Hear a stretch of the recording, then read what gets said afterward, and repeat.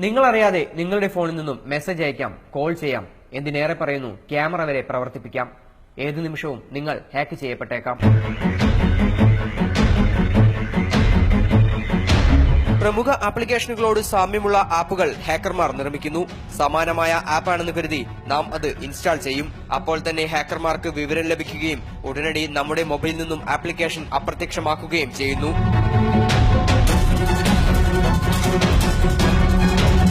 ഇതോടെ നിങ്ങളുടെ മൊബൈൽ പൂർണ്ണമായും ഹാക്ക് ചെയ്യപ്പെട്ടു.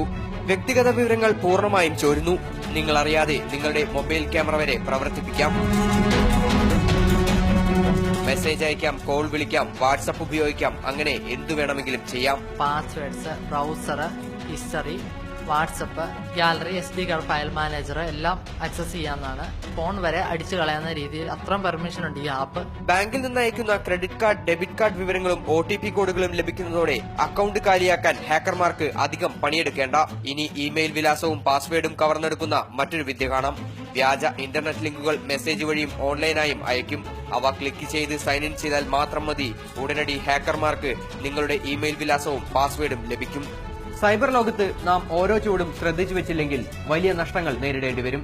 അതിന്റെ ഉദാഹരണങ്ങളാണ് നാം ഇവിടെ കണ്ടത്. MS Lishoy, Mathrubhumi news, Kochi.